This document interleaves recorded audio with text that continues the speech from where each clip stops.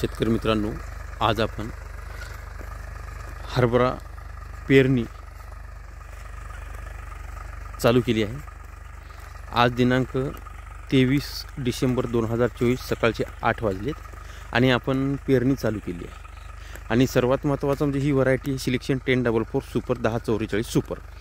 या व्हरायटीचा विशेष म्हणजे ही कितीही उशिरापर्यंत येऊ शकते, 15 ऑक्टोबरपासून 15 जानेवारीपर्यंत।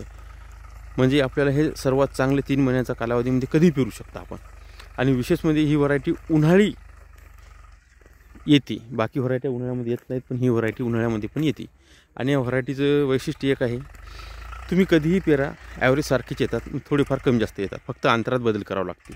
अंतरात म्हणजे समजा 15 ऑक्टोबर ते 31 नोव्हेंबरपर्यंत 2.5 ते 3 फुटाने पेरावं लागते। त्याच्यानंतर 1 डिसेंबर ते 15 डिसेंबर 2 फुटाने पेरायची आणि 15 डिसेंबर ते 15 जानेवारी 1.5 फुटाने पेरायची, असे या व्हरायटीचं वैशिष्ट्य आहे। आणि या व्हरायटीला आपण पेरताना आता इथं 25 किलो बियाणे एकरी असं आपण इथं सोडत आहोत 1.5 फूट अंतराने।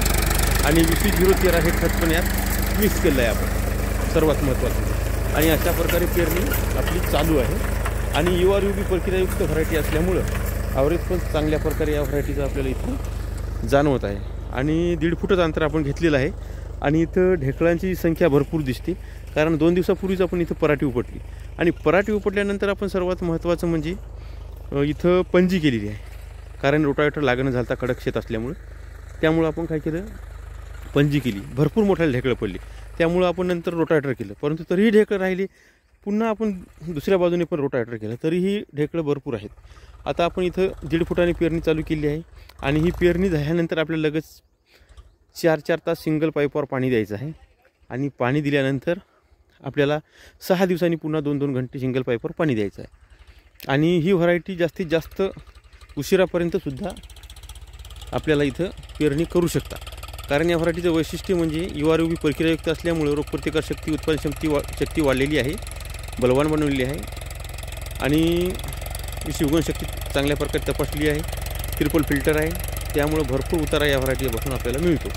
आणि उशिरापर्यंत येण्याचं कारण म्हणजे मुळ्याची संख्या भरपूर आहे, फांद्याची संख्या भरपूर आहे, त्यामुळे ॲव्हरेज पण कमी जास्त होत नाही, सारखाच राहतो, टिकून ॲव्हरेज राहतो। सर्वात महत्त्वाचं म्हणजे इथं आपण बघू शकता या व्हरायटीचा जो ॲव्हरेज आहे, तर आपण मागच्या वर्षी 9 जानेवारी आणि 15 जानेवारीला पेरला होता, त्यावेळेससुद्धा आपल्याला 9 जानेवारीला आपल्याला 10 क्विंटलचा उतार आला होता। आणि 15 जानेवारीला पेरला होता, तर त्यामध्ये सुद्धा आपल्याला 13.5चा उतार आला होता। तर अशा प्रकारे या व्हरायटीपासून चांगले उतारे आपल्याला मिळतात।